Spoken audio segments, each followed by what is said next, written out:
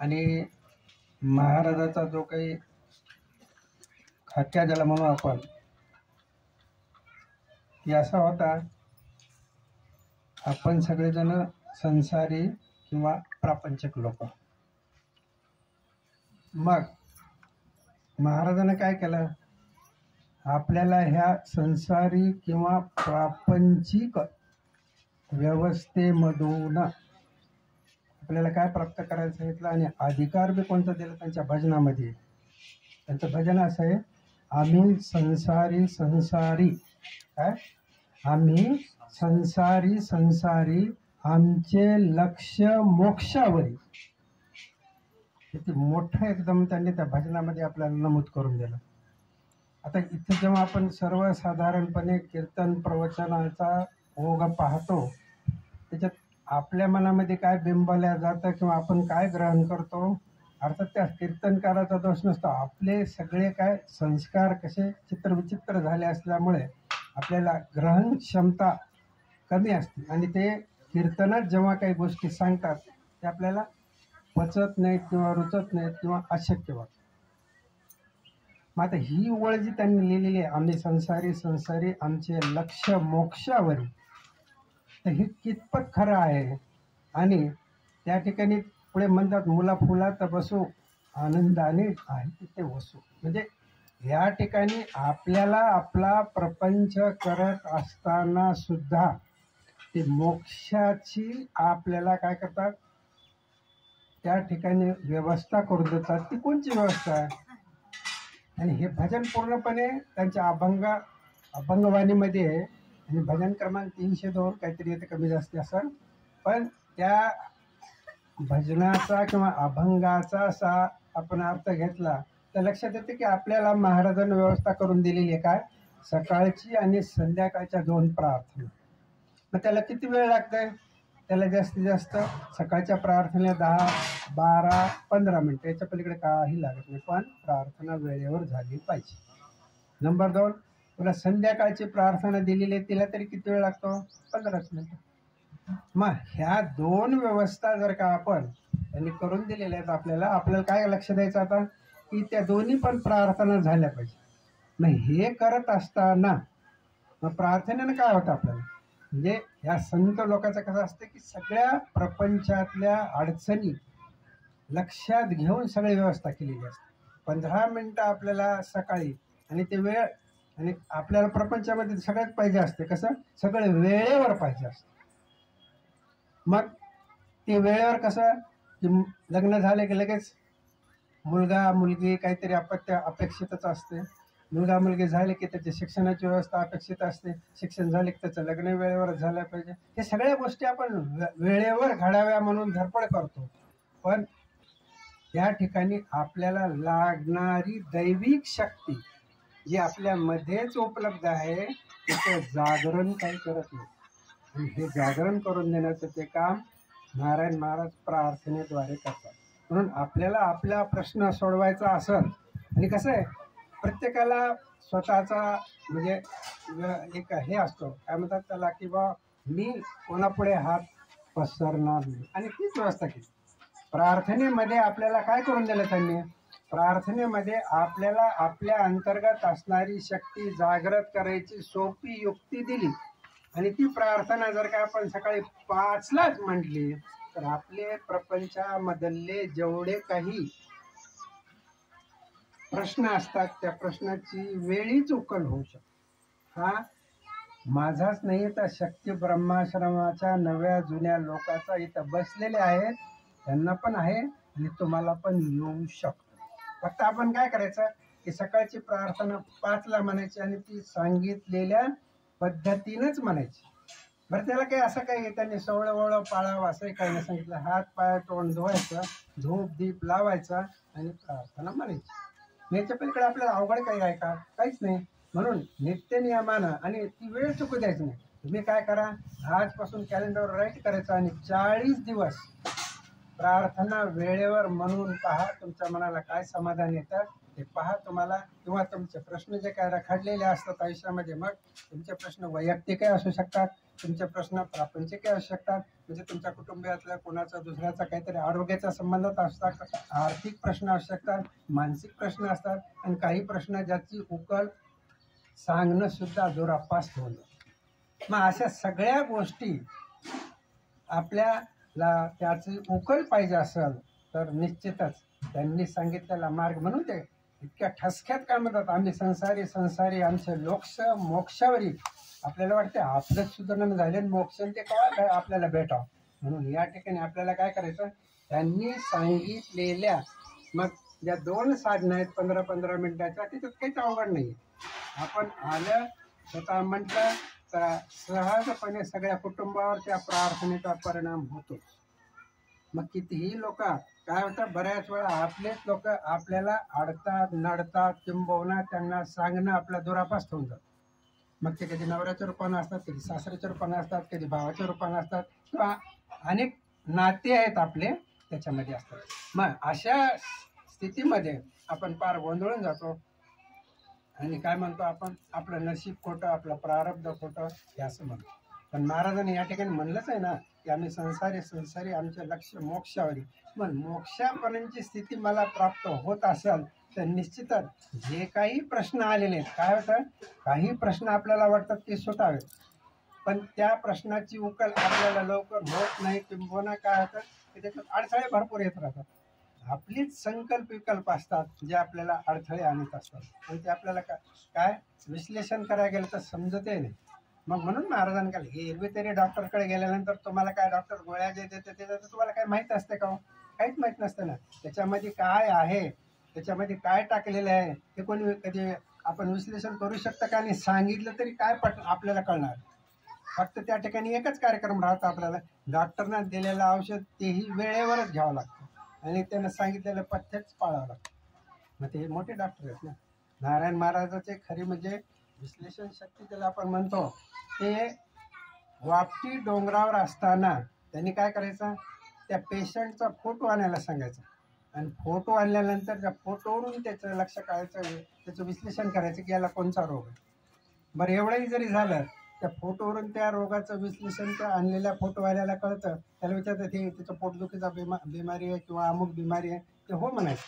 आणि त्याला म्हणायचं तू 3 दिवस आश्रमावर थांबू शकतो का, ही 1954ची गोष्ट. आणि तो व्यक्ती तिथं आश्रमावर थांबायचा. 3 दिवस महाराज फोटोवर विश्लेषण करून, फोटोवर त्याचा प्रयोग करून त्याचा रोग दूर करतो. मला वाटतं आता तर महाराज नाही आहेत. मग आपण जेव्हा, आणि गुरुबोधमध्ये काय सांगितलेलं आहे, गुरुबोधमध्ये सांगितलेलं आहे की हा जो देह तुम्हाला उपलब्ध आहे, मग हा देह उपलब्धी करून घेण्यासाठी तुम्हीच स्वतः संमती दिलेली. म्हणजे जसं आपण एखादी मोटरसायकल किंवा गाडी घेतो, त्या गाडीचं ॲव्हरेज पाहतो, ती गाडी चांगली आहे की नाही ते पाहतो. ती सायकल घ्यायची असली, मोटरसायकल गेली असते, कोणतेही पण आपण घ्यायला वस्तू जातो तिथे सगळं पारखून घेतो ना. तसंच हा देह आम्ही सगळ्यांनी पारखून घेतलेला आहे. मी नाही म्हणत, गुरुबोधामध्ये आहे. आणि हे देह जेव्हा आपण पारखून घेतलेला आहे त्याची बारकावे आपल्याला सगळे माहिती. मग चुकते कुठं आपल्याला काही रोग होतात, मग त्या रोगाचं निदान डॉक्टरला कळत नाही. मग त्या ठिकाणी आपल्याला प्रयत्न करावे लागतात, कशाचे, प्रार्थनेच्या रूपानं. आणि हे रोग कशामुळे होतात, मूळ कारण तुमचं मन. रोग होण्याचं मूळ कारण रोग आहे, आणि त्या मध्ये सुद्धा संकल्प विकल्पामध्ये आपली शक्ती भरपूर खर्च होते. म्हणून ते आता कसं, एक तर संकल्प विकल्प करू नये का, मन स्थिर राहत नाही. मग त्याच्यासाठी सांगतात ना ते तुम्ही जर का, मग ते त्याची प्रार्थना एक तांत्रिक सुद्धा आहे. तांत्रिक म्हणजे आपल्या शरीराला विशिष्ट स्थितीमध्ये, म्हणजे सहज असते बसायचं, त्याच्यात काही तांत्रिक म्हणजे काही मोठं काय नाही आहे. फक्त ते विश्लेषण करायचं दर्शन पाहायला गेलं तर आपल्याला लक्षात येतं त्या प्रार्थनेमध्ये कसे 2 पार्ट आहेत. पहिला सकाळच्या प्रार्थनेत किंवा संध्याकाळच्या प्रार्थनेमध्ये सुद्धा आहे, नंतर दुसरा पार्ट आहे. दुसराही पार्ट झाल्यानंतर वारंवार त्याच्यातलं ध्रुव, सकाळच्या प्रार्थनेला कोणतं आहे की सुखाशी प्राप्त व्हाया चिन्मयीला प्रार्थूया आत्मज्योती दृश्य व्हाया, जी दिसत नाहीये तिला दृश्य होण्यासाठी. मग माझी आत्मज्योत ज्यावेळेस मला दिसती त्यावेळेस मी जेव्हा, मग माझ्या कुटुंबातील जेवढे काही व्यक्ती असतात त्यांच्यावर नजर फिरवल्यानंतर होणारा परिणाम काय असतो, एक स्त्री काय करू इच्छिते किंवा एक पुरुष तरी काय करू शकतो, आपल्या संसारामधील व्यवस्थित घडी राहावी ही धडपड असते प्रत्येकाची. आणि नेमकं होतं तेच. आपण विचार करतो, मुलं किंवा मुली किंवा आपला पती किंवा बायको हे कमी जास्त याच्यामध्ये होतच असतात. काय त्या ठिकाणी म्हणजे दोघांमधला संवाद किंवा वादविवाद बऱ्याच वेळेला होतो आणि व्हायला पाहिजे तितकं नाही. पण तो पराकोटीला जाऊन भांडणं घरात होणे हे प्रत्येक कुटुंबियाचं किंवा कुटुंब प्रमुखाचं ध्येय असतं. मग अशा ठिकाणी आपल्याला महाराजांनी काय करून दिली, ती प्रार्थना केली आणि ती प्रार्थनेतले शब्द ती कशी त्यांना स्फुरण झालेली प्रार्थना. आणि म्हणून आपण ती प्रार्थना जितकी नित्य नियमानं, मग आपल्याला लक्षात घ्या त्याच्यात एक विशिष्ट पद्धत सांगितलेली, त्या पद्धतीने, आणि अवघड काहीच नाही आहे ती प्रार्थना, अवघड काहीच नाही आहे. आणि मग ती प्रार्थना त्या पद्धतीनं म्हटली की निश्चितच सभोवतालच्या वातावरणावर घरातल्या परिणाम झालाच म्हणून समजा. हे काही उधारीचा मामला नाही, नगदीचा मामला आहे. करायचं 40 दिवस प्रार्थना आणि आपण आपल्यालाच स्वतःचं विश्लेषण करू शकतो की आपल्यामध्ये काय बदल व्हायला. जेव्हा आपल्यामध्ये बदल होतो तेव्हा मग निश्चितच कुटुंबातील इतर लोकांमधला सुद्धा बदल आपल्याला जाणवतो. म्हणून त्या ठिकाणी प्रत्येक अडचणीला सामोरं जाण्यासाठी, प्रत्येक अडचणीवर उपाय शोधण्यासाठी आपणच पूर्णपणे काम करू शकतो हे त्या ठिकाणी सांगितलेलं आहे. आणि मुद्दा असा होता की आपण ज्यावेळेस हे शरीर घेतलेलं आहे, मग आपल्याच आवडीने घेतलेले जे काही तुम्हाला आज उपलब्ध शरीर आहे ते म्हणतात ह्या शरीर घेण्याच्या अगोदर आपली अवस्था कशी होती, आपण अंतराळामध्ये फिरत होतो आणि आईच्या मात्र श्वासामधून आपण ह्या देहामध्ये प्रवेश मिळवला. म्हणजे ह्या देहाची परिपूर्णता, ह्या देहाचे खाचे काळगे तुम्हाला माहीत आहे आणि तुम्हाला तुमचं पथ्य, तुम्हाला तुमची निरोगी अवस्था प्राप्त करून घेण्याचा पूर्णपणे व्यवस्था याच्यामध्ये आहे. मग आपल्याला ह्या त्या प्रार्थना म्हणत असताना मग जेव्हा आपण दोन्ही टप्पे ओलांडतो, ते ध्रुवपद दोन्ही पण वारंवार 5-5 वेळा म्हणतो आपण सकाळ आणि संध्याकाळच्या. आणि मग त्या संध्याकाळच्या प्रार्थनेनं किंवा सकाळच्या प्रार्थनेनं आपल्याला काय होतं की त्या ठिकाणी दिवसभराचा जो काही लेखाजोखा करायचा असतो, व्यवस्था दिवसभराची सकाळच्या प्रार्थनेनं. आणि रात्री निद्रेमध्ये झोपल्यानंतरही आपल्याला काही लक्षात राहते का, गाढ झोपल्यानंतर कधी कधी अनुभव तुमचा असा असतो की आपल्याला चटकन सकाळी उठावं वाटतं आणि काम पटापट करावं वाटतं. आणि एके दिवशी अशी स्थिती येते की उठावंच वाटत नाही. हे काय होतं, आपण स्वप्नामध्ये कुठंतरी भलत्याच ठिकाणी गेलं की आपली ऊर्जा तिथं सगळी खर्च होते. आणि आपण जर का स्वप्नामध्ये चांगल्या ठिकाणी घेतलं तर त्या ठिकाणी ऊर्जा आपल्याला प्राप्त होते.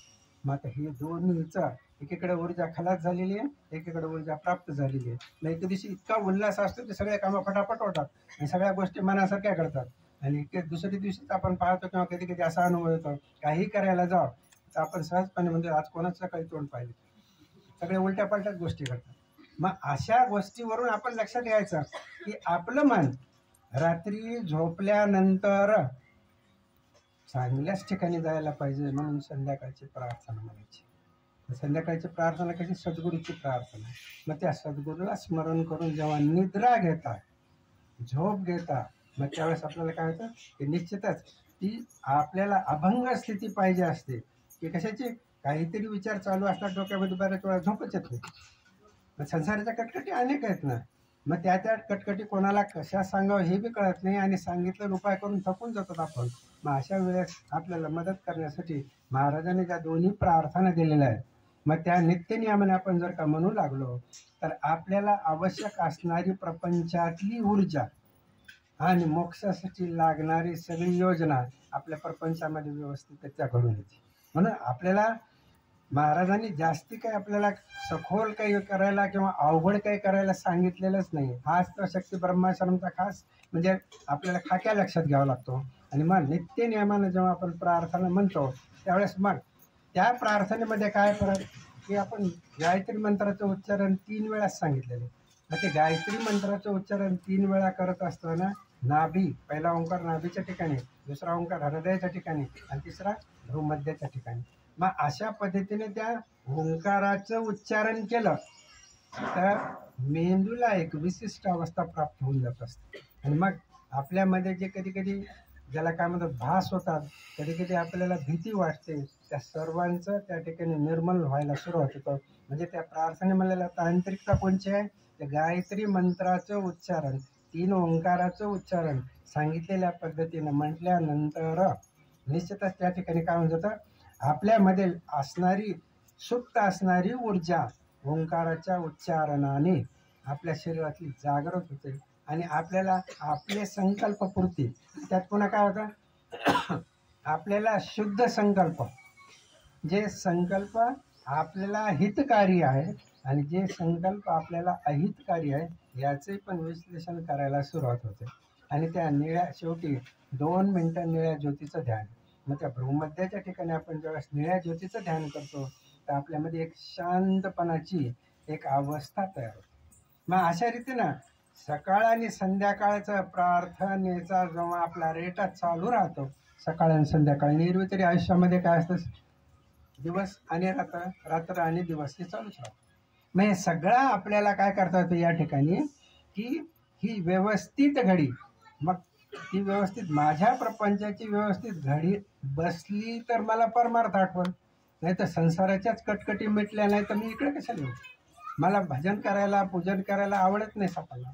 आणि म्हणून अशा ह्या सर्वांगीण दृष्टीनं प्रापंचिक लोकाला त्या ठिकाणी त्यांची व्यवस्था करून देण्याचं महाराजांनी जणू काही त्या ठिकाणी त्या वसात घेतला होता. किंबहुना आपल्याला सर्वांना त्या प्रार्थनेच्या रूपाने त्यांनी सरळ सांगून दिलं की जवळपास ही युक्ती आहे की ज्या ठिकाणी आपल्याला आपला प्रपंचही व्यवस्थित झाला पाहिजे आणि परमार्थही साध्य करता आला पाहिजे. अशा प्रकारची योजना त्यांनी या ठिकाणी करून दिली आहे. आणि त्यांनी त्याच्यात त्या भजनामध्येच म्हणले की आपण जितकं आपण आपल्याला आपल्या प्रपंचामध्ये मग मुला फुलात बसू, म्हणजे जे लेकरं बाळ आहेत किंवा जेवढे काही हे आहे त्या ठिकाणी आपण पाहायला गेलं तर लक्षात काय येतं की त्या ठिकाणी आपण त्यांची व्यवस्था, त्यांचं संगोपन हे तर नैसर्गिकरित्याच करीत असतो. परंतु अशा प्रकारच्या संस्काराचं संगोपन की त्याला प्रार्थना म्हणायला होणार किंवा तुम्ही प्रार्थना म्हणू लागल्यानंतर निश्चितच ते लहान लेकरं सुद्धा येतात, आईच्या बरोबर प्रार्थना करू शकतात. वडील प्रार्थना करत असतील ते प्रार्थना करतात. जेव्हा आपणच करत नाही तर लेकरावर काय करणार. आणि म्हणून मग कधी कधी आपल्याला लक्षात येते की मुलगा ऐकत नाही, मुलगी ऐकत नाही, मग वादविवाद भरपूर होत राहतात घरामध्ये. मग आजकाल काय झालंय की सगळं चित्रविचित्र, नाही तर पूर्वीपासूनच हीच अवस्थाच आहे. जोपर्यंत त्या घरामध्ये काही आध्यात्मिक किंवा ज्याला काय म्हणतो आपण त्या ठिकाणी संस्कार ते मुलावर घालायचे असतात आणि ते संस्कार आपण प्रार्थनेच्या रूपाने निश्चित. आणि ती कशी आहे, प्रार्थनेची एक वेगळी शक्ती. जितकं तुम्ही मोठ्यानं म्हणताल तितकं तुमच्या कुटुंबावर परिणाम होऊन जातो, म्हणजे कुटुंबातील सर्व घटकावर परिणाम होऊन जातो. आणि जितकं मनोमय प्रार्थना म्हणता तितकं तुमचं स्वतःचं आत्मिक बल उत्तरोत्तर वाढत जातं. म्हणजे संकट कोणचंही आलं तरी माणूस घाबरत नाही. मग आता काय होतं, आपल्याला जे काही रोग आहेत, आपल्याला जे काही शरीरातल्या बिमारी आहेत त्या ठिकाणी आपल्या मनाला अगोदर त्याचा चटका लागलेला आहे. आणि त्यामुळं मन आपलं कमकुवत असल्यामुळं आपल्याला रोग आपल्या शरीरामध्ये घर करून बसतात. मग ह्याला उच्चाटन करायला डॉक्टरला तर दाखवा येत काही वादच नाही, परंतु डॉक्टरचे औषध लागू पडावे जेव्हा तुमचं मन पूर्णपणे निळ्या ज्योतिषी संलग्न राहते त्यावेळेस डॉक्टरचं औषध किंवा कोणी बोललं तरीही आणि संतांचे आशीर्वाद आपण ग्रहण करू शकतो. आणि या प्रार्थनेमध्ये अजून कशी शक्ती आहे की निसर्गातून उपलब्ध असलेल्या आवश्यक लहरी, जसं मोबाईल आहे, मोबाईलमध्ये तुमचा नंबर माझ्याजवळ असेल तर मी तुमच्याबरोबर संपर्क साधू शकतो. मग आता निसर्गातल्या यथायोग्य लहरी मला ग्रहण करता आल्या पाहिजे. मग त्यासाठी काय करायचं की सकाळची जेव्हा प्रार्थना आपण म्हणतो तर आपल्याला आवश्यक असणाऱ्या लहरी आपल्या कुटुंबाकडे खेचल्या जातात. आणि मग पाहतो आपण की काही काही वेळेस काय होतं की काही गोष्टी आयुष्यामध्ये ज्या पाहिजे असतात त्या आपल्याला त्याची उपलब्धी होत नाही. डॉक्टरकडे जातो, सगळे रिपोर्ट चांगले असतात तरी परंतु तकलीफ तर कायमच राहते. मग या ठिकाणी काय असतं की दैविक किंवा आधी दैविक उपचार आपल्याला करायला लागतात. आणि म्हणून त्या प्रार्थनेमध्ये टप्पा आहे, 3 वेळा ओम शांती शांती शांती म्हणतात. मग ह्या दैविक आधी दैविक आपल्याला ज्या काही शांतीचा पुरस्कार लागतो किंवा शांतीची जी गरज असते ती आपल्याला ती प्राप्त होऊन जाते. आणि म्हणून हे महाराजांचे खूप उपकार आहेत. आपल्याला त्यांचा उत्सव करत असताना त्यांची आठवण करत असताना आपल्याला हेही पण लक्षात घ्यावं लागतं की त्यांनी सांगितलेल्या, मग ते काय वळण आहे आयुष्यामध्ये, किंवा आपल्याला दोन प्रार्थना सांगितलेल्या आहेत त्या नित्यनियमानं आपण म्हणतो की नाही, हे जर का पाहिलं तर आपल्याला आपलंच म्हणजे त्या ठिकाणी काय होऊन जातं की स्वतःला आत्मविश्वास जागृत होतो, आणि जागृत होऊन मग त्या ठिकाणी आपल्याला जी आवश्यक अवस्था असते कशाची, मोक्षासाठी प्राप्ती करण्यासाठी, निदान या जन्मी नाही तरी कमीत कमी पुढच्या जन्मी तरी काहीतरी भांडवल तयार होईल, आणि मग जितकं नेटानं करू तर ह्या जन्मामध्ये आपल्याला मोक्षाची सुद्धा सिद्धी भेटू शकते. यात काही वादच नाही, याचा कोणताही संशय नाही. परंतु आपल्याला मात्र वेळेवर सगळं करावं. आणि मग आज आपण संकल्प करूया की बा आपल्याला ही प्रार्थना सकाळी 5ला सकाळची प्रार्थना आणि संध्याकाळची प्रार्थना दिवे लागलेला जशी आपण करतो, आणि जसं आपण हे करायला तर आपल्याला मार्गदर्शन व्हायला. प्रत्येक ठिकाणी कोणी भेटेल आपल्याला मार्गदर्शक असं काही निश्चित नसतं, आणि भेटलं तर चांगलंच असतं, परंतु जोपर्यंत भेटत नाही तोपर्यंतचा गॅप, मग कधी कधी आपल्याला आपल्या स्वतःलाच माहीत होऊन जाते की असं केलं तर तसं होतं, तसं केलं तर तसं कसं सुचते. आपल्याला बुद्धी शुद्ध झाली की निसर्गातील आवश्यक असणारी शक्ती आपल्याकडे आपण खेचून घेऊ शकतो, आणि आपल्याला प्रापंचिक प्रश्नावर जे उत्तर पाहिजे असतं किंवा शारीरिक व्याधीवर जे काही पाहिजे आपल्याला, म्हणजे शरीर निरोगी काया करायची असते त्या सर्वावर, किंबहुना कधी कधी आघातीच अशा घटना घडतात त्या ठिकाणी लागणारी ऊर्जा ही निश्चितच प्रार्थनेतून प्राप्त होते.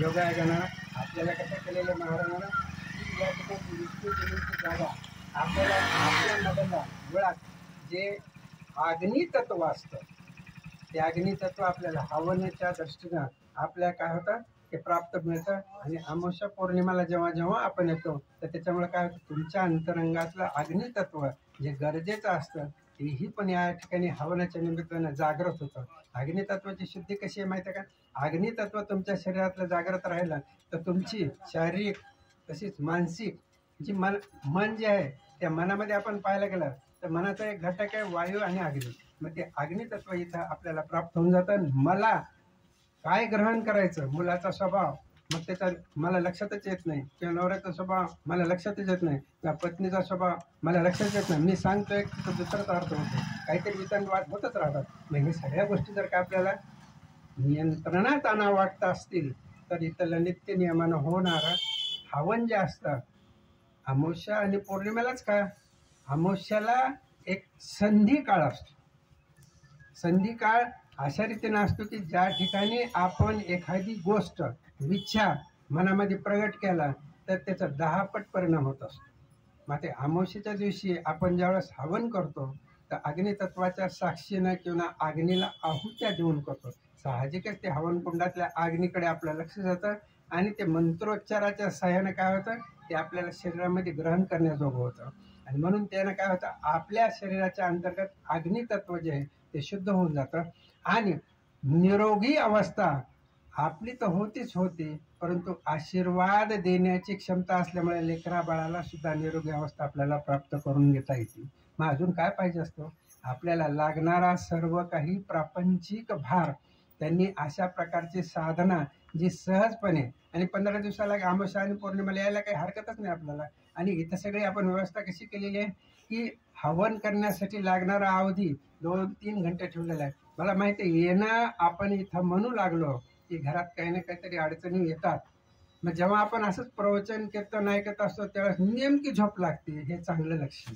कारण एक शब्द तुमच्या डोक्यामध्ये भिनल्या गेलेला आहे, त्याच्यामुळे साहजिकच तुम्हाला झोप लागते, हे चांगलं लक्षण आहे. म्हणजे लक्षात घ्यायचं आपण की बऱ्याच वेळा काय होतं की हे कीर्तन किंवा प्रवचन ऐकत असताना झोप लागते. त्याचं कारण आहे एक शब्द जरी भिनला तरी पुष्कळ झाला.